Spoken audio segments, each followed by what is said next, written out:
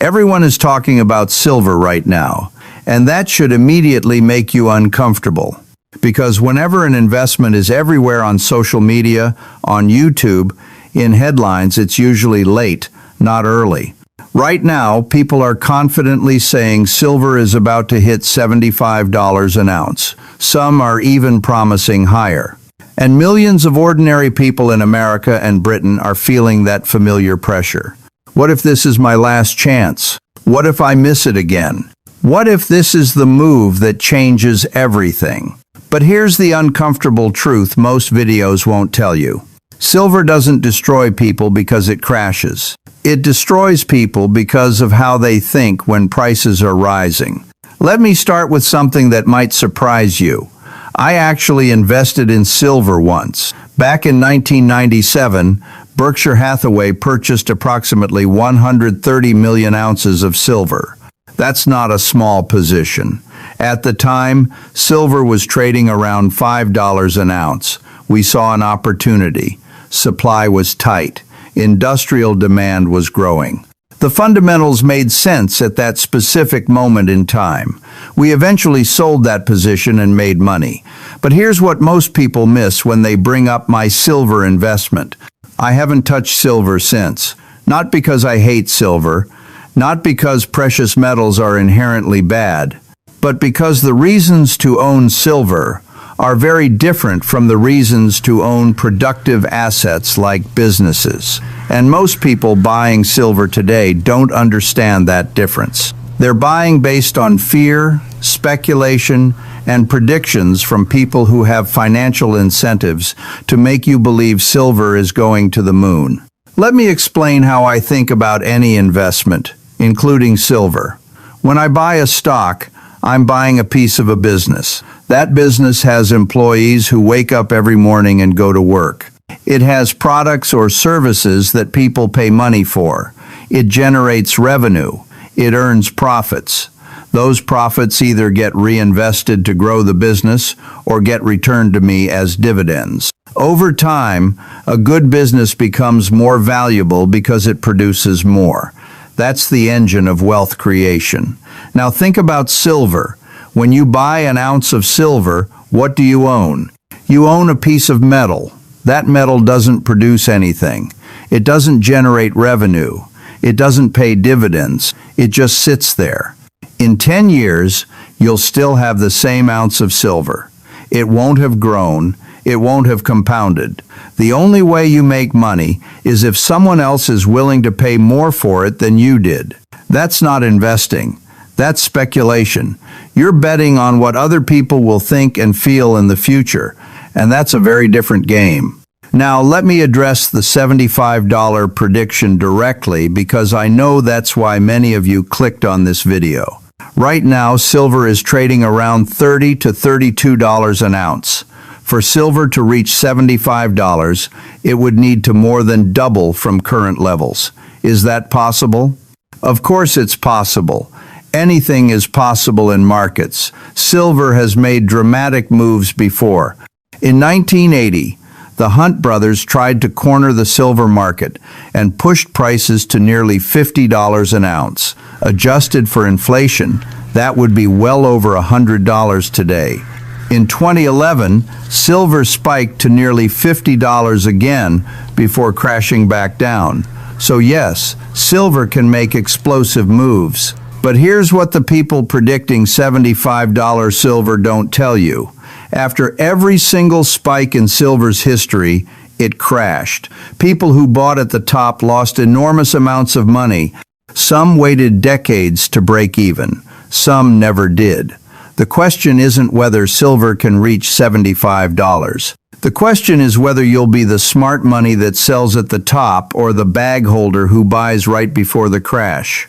Let me tell you who's pushing these predictions and why you should be skeptical. There's an entire industry built around selling precious metals to retail investors. Dealers, newsletters, YouTube channels, websites. Many of these people make money when you buy silver. They get commissions. They sell premium products. They monetize fear and greed. When someone tells you silver is going to $75 Ask yourself what they're selling. Are they a precious metals dealer? Do they have affiliate links to bullion companies? Are they selling a newsletter subscription?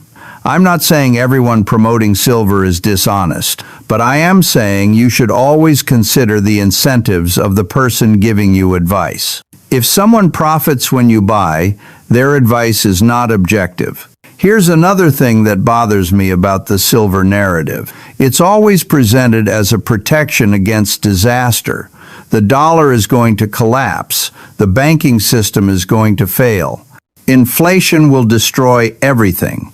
Only silver and gold will survive. I've been investing for over 70 years. I've lived through World War II. I've seen recessions, financial crises, inflation spikes, currency fears, and every kind of economic turmoil you can imagine. And you know what? The American economy kept growing. British companies kept producing. People kept building businesses and creating value. The world didn't end. It never does. The people who got rich during all those scary periods weren't the ones hiding in bunkers with silver coins. They were the ones who kept buying quality businesses at reasonable prices and held them for decades. Fear is a terrible investment advisor, and silver is often sold on fear. Now, let me give you the other side because I want to be fair. There are legitimate reasons someone might own some silver or gold. Precious metals have held value for thousands of years. They can serve as a small hedge against truly extreme scenarios. They're tangible assets that can't be hacked or frozen. For some people, having 5 to 10% of their portfolio in precious metals provides psychological comfort. And there's nothing wrong with that as long as you understand what you're buying and why. But here's the key word: small. 5 to 10%.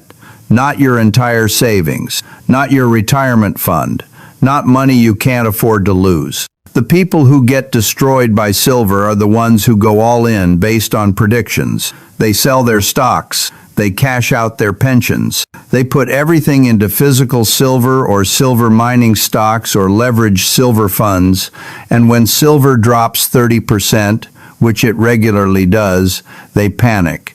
They sell at the bottom. They lose years of savings. I've watched this happen over and over again.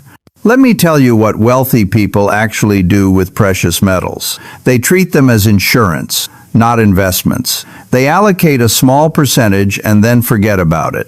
They don't check the price every day. They don't panic when it drops. They don't get euphoric when it rises. They understand that the real wealth building happens in their business ownership, their stock portfolios, their real estate, and their human capital. Silver is the side dish, not the main course. But the marketing makes it seem like silver should be the main course. The marketing makes it seem like you're missing out if you don't buy now.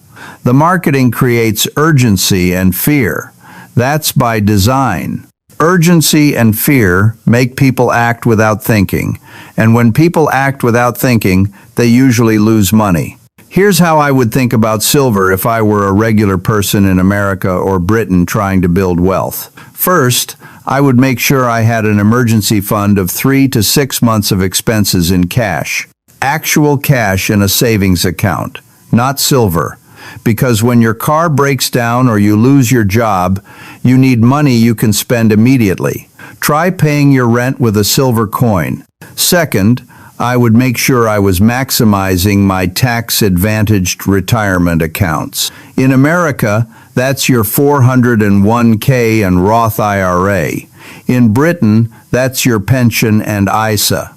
These accounts offer free money through employer matches and tax benefits. You should be taking full advantage before you even think about silver. Third, I would be investing consistently in low-cost index funds that own pieces of hundreds or thousands of productive businesses. These businesses will keep generating profits year after year, decade after decade. Your money will compound. Only after all of that is handled would I even consider precious metals. And if I did buy some silver, it would be a small allocation, maybe 5% of my total portfolio. I would buy it, put it somewhere safe, and not think about it. I certainly wouldn't be trying to time the market based on predictions about $75 silver. Trying to time any market is a fool's game. The people who win are the ones who buy quality assets, hold them for decades, and let compounding do the work. Let me address one more thing. Some people are buying silver mining stocks, thinking they'll get leveraged exposure to rising silver prices. This is even more dangerous than buying physical silver. Mining companies have operational risks, management risks, geopolitical risks, cost inflation, and a dozen other factors that can destroy shareholder value even when silver prices rise. I've seen mining stocks go to zero while the underlying commodity price increased. If you don't understand a business deeply, you shouldn't own its stock. And most people buying silver miners don't understand the first thing about the mining business. They're just gambling with extra steps. So, here's my bottom line. Should you buy silver at current prices hoping it goes to 75? No. You'd be speculating based on predictions that have been wrong far more often than they've been right. Should you sell all your silver immediately? Not necessarily.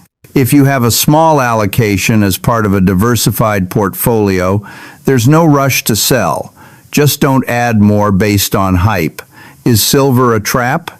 It can be. For people who go all in, who chase predictions, who buy based on fear and greed, silver has destroyed more wealth than it's created. But for disciplined investors who understand what they own and why, a small silver position is perfectly reasonable. The real trap isn't silver itself. The real trap is the mindset that makes you chase predictions in the first place. The belief that there's a shortcut to wealth. The hope that one big bet will change everything. The fear that you're missing out if you don't act right now. That mindset is what keeps people poor. Not silver, not stocks, not any specific investment. It's the thinking behind the decisions that matters. And if your thinking is driven by fear, greed, and predictions from people who profit when you buy, you're going to lose money. It's only a matter of time. Save this video. Come back to it when silver is in the news and everyone is telling you to buy or sell. Ask yourself if you're making decisions based on logic or emotion. Subscribe to this channel for more honest talk about investing, building wealth, and avoiding the traps that keep ordinary people from achieving financial freedom. Whether you're researching silver price predictions 2024, asking if silver is a good investment, looking for Warren Buffett silver advice, or trying to understand precious metals investing for beginners, remember this: the path to wealth isn't found in predictions and speculation. It's found in discipline, patience, and productive assets that grow over time. Now you know the truth. What you do with it is up to you.